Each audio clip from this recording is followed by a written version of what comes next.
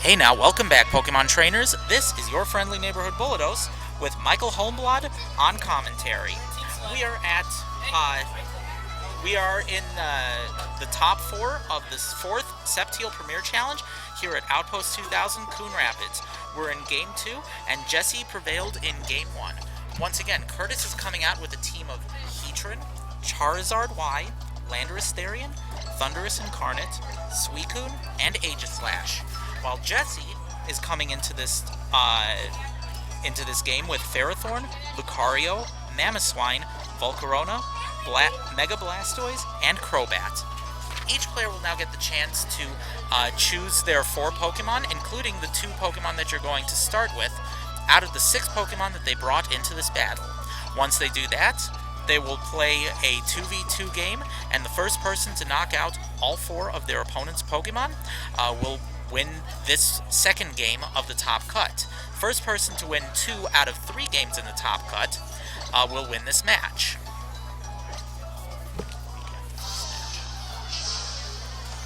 So we're going to start off this match. Curtis will be on the bottom of your screen, Jesse is on the top. In the first match, Jesse was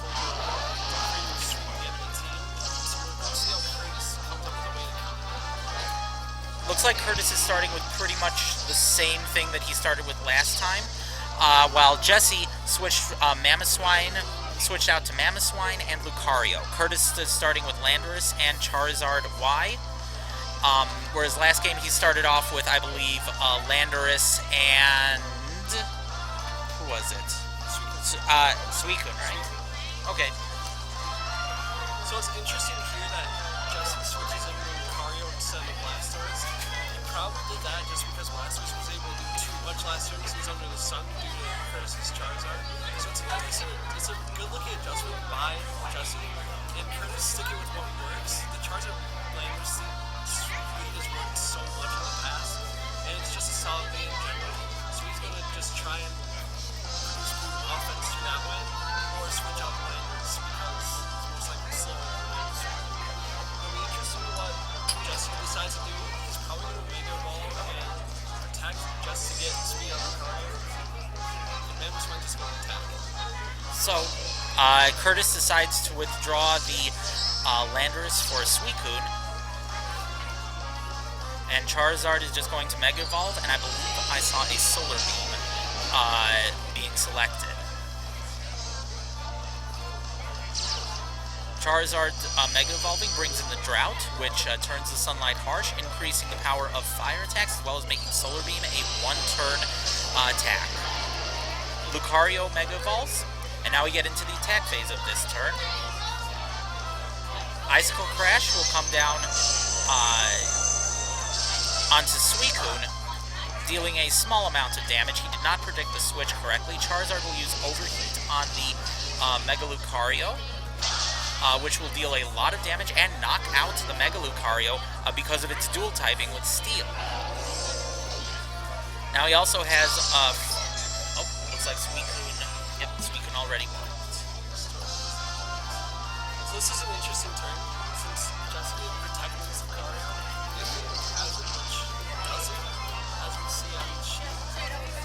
Charizard just easily outspeeds for one-shots Lucario. And now he's got Ferrothorn in, which gives a hard turn for Jesse, because he's locked in the Icicle Crash. So he's got to switch out that Mamoswine, so he can't do anything here. Ferrothorn also doesn't have a great position. A lot of pressure from Curtis's side. So Jesse is going to switch out for the Volcarona, and Overheat misses. Oh, was that an Ice Beam? That was a Scald. Scald onto Volcarona. Power Whip is super effective on Suicune, and Suicune restores some health using leftovers. The Overheat miss is interesting here. It's really bad luck for Curtis, because his Ferrothorn got a free turn to do Power Whip there. Switching from Mamoswine to Volcarona is really good, considering Volcarona has a natural high stats, and he's in the sun, so Arden's a big hit. Charizard can't do anything with Ferrothorn, can't do anything with Volcarona, so it's good switching by Jesse. So Curtis switches out Suicune back into the Landorus that he used earlier, triggering Intimidate, reducing both of his opponent's Pokemon's attacks. The Ferrothorn will simply protect, while Charizard will overheat into that protect. Volcarona will Bug Buzz, probably the Landorus, which will deal a little bit more than half of its HP on a critical hit. Okay, the crit's interesting here because now Landorus can get easily killed by Volcarona. Except Volcarona, Landorus naturally outspeeds Volcarona, so Justin's going to have to do an interesting play to counter that. And it depends basically on what Ferrothorn's going to do here. Is he going to switch out the Ferrothorn to avoid the overheat, or it's a tough turn for both to play this. Interesting position to be in. The question truly is here, what does each side do, considering both sides have a ton of offense produced on the other? So Volcarona will switch out for the Mamoswine that we saw earlier in the battle, and Charizard will overheat into the Ferrothorn and very likely knock it out, which it does. Super effective, but Charizard's special attack falls. Landorus will use the Rock Slide, but the Mamoswine avoids the attack again. Okay, Rock Slide avoid is extremely huge because that's how he damages this Mamoswine and makes it so that Charizard, now at -4, can get that overheat kill on the Mamoswine. So now he switches into Volcarona, which has a good matchup here. Landorus is probably just going to Rock Slide again because it's locked into it from the choice band. And Curtis is probably switch out Charizard. Meanwhile, Justin's just going to go for the Elephants. He's in too good a position not to go for the Elephants. So Curtis switches out the Charizard for the Thundurus. This is the first time we've seen Thundurus in this match, and he does a double switch, also switching out the Landorus for a Suicune. That basically gives Jesse a free turn of attacking. So Icicle Crash, but Suicune avoids the attack, and Quiver Dance will increase Volcarona's already high stats. The Quiver Dance boost here is good. He took advantage of the fact that Jesse took really good advantage of the fact Curtis couldn't really do anything that turn with Quiver Dancing, because now he's in an even better position than he was the last turn. Now Volcarona is just a humongous threat, and the question is how is Curtis going to be able to deal with that threat? Plus the Mamoswine is now threatening the Icicle Crash on the Thunder slot. The question is what's going to happen. So Thundurus just drops Paralyze onto Volcarona, reducing its speed. Wow, looked like Volcarona got fully paralyzed there, was it? It did.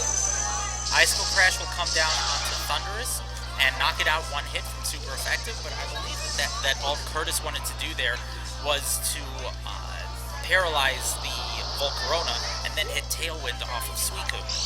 Now that Volcarona is paralyzed, Curtis can easily just send in the Landorus and deal with the Volcarona because being super slow and no sun and against most super Pokemon that gave super effective damage puts it in a bad spot.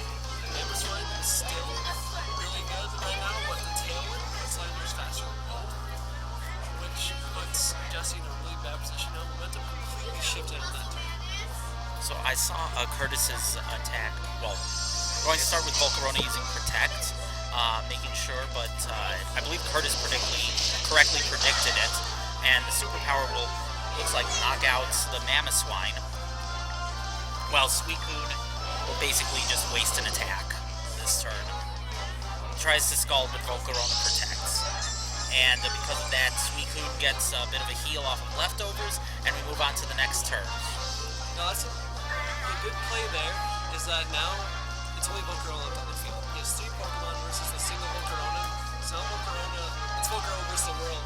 And against the Landorus, the Suicune in the 3rd mon, so the Landorus can switch out and reset himself. Puts Volcarona in the worst position possible. So Landorus is just going to keep on using that superpower, doing quite a bit of damage, even if it's not super effective. But Volcarona uses its, Citrus Berry, and that'll restore 30 HP. Suicune will use Scald, which will attack for at least double damage, but it doesn't knock out the Volcarona, puts it down to about a quarter of its HP. Volcarona, what was that, a Heat Wave? Knocks out the Landorus, and not very effective on Suicune. Suicune looks like it has about a third of its HP remaining, even after the leftovers heal. And Curtis has to send out his Charizard Y, which will reset the sun.